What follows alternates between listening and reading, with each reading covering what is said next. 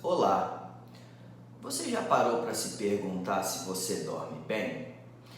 A gente vem observando nos últimos anos, com as estatísticas mais recentes, que 8 em cada 10 pessoas no Brasil dormem mal. Cara, mas isso significa o quê? O que isso pode trazer de repercussão ruim para a minha vida? Meu nome é Daniel Calegari Pereira, sou neurocirurgião no Instituto de Neurocirurgia Capixaba e em parceria com o Instituto Bioset, estamos abordando alguns temas para facilitar o seu entendimento sobre os seus problemas de saúde. Então, o que a gente observa? Muitas vezes eu vejo pacientes no consultório que reclamam de queda de performance cerebral. Como assim? Problema de memória, concentração, raciocínio, lógica, falta de desempenho nas provas, por exemplo, de faculdade. Estão referindo que ao longo do tempo o que conseguiam fazer no serviço agora não conseguem mais.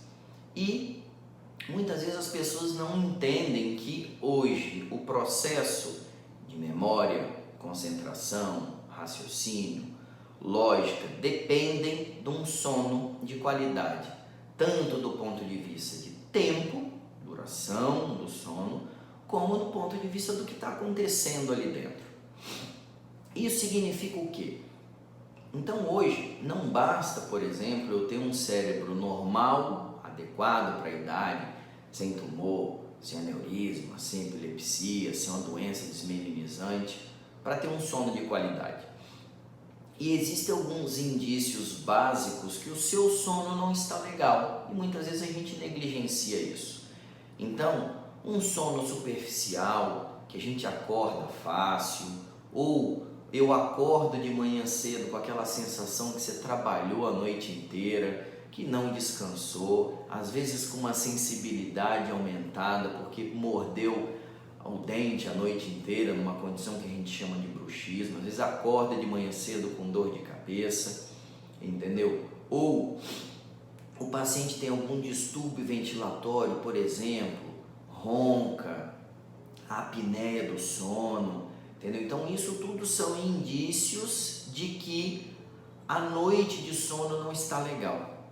Outra coisa que a gente observa é a noite é feita para dormir, o dia é feito para ficar acordado. Então, se ao longo do dia eu tiver uma sonolência excessiva, significa para mim também que sonolência diurna é um indicativo que talvez a noite de sono não esteja tão adequada.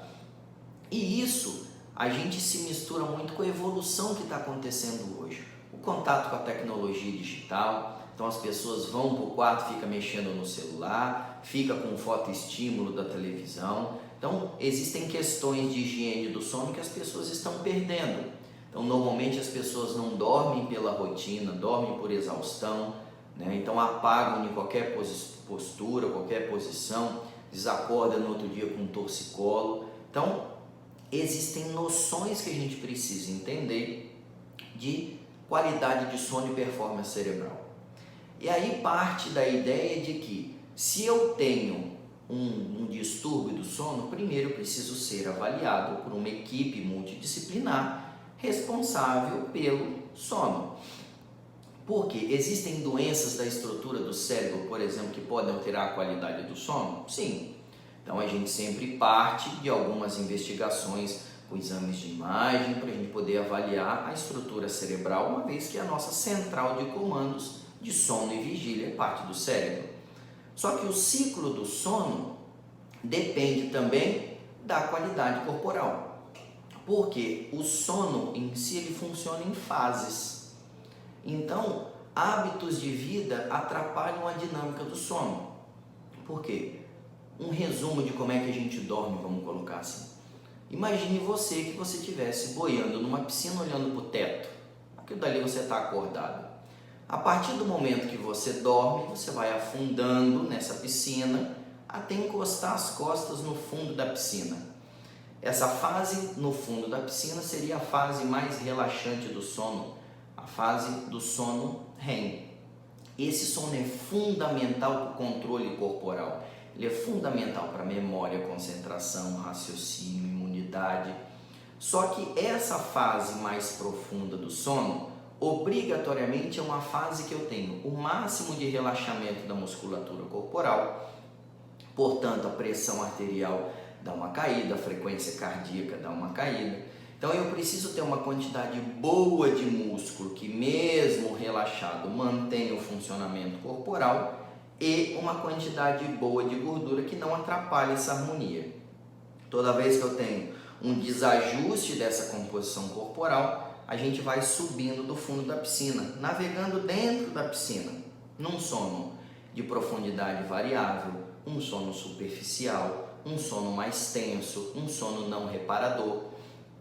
Isso daí faz, inclusive, alguns pacientes subirem a pressão arterial, aumentar a frequência cardíaca, é onde eu trabalho a esfera do ronco, a esfera da apneia. Então eu tenho um sono de qualidade ruim. Isso daí eu preciso ajustar, preciso identificar. Então hoje, doença do sono eu preciso tratar com alimentação, com atividade física, como qualquer desses problemas que tem da interação entre o cérebro e o corpo.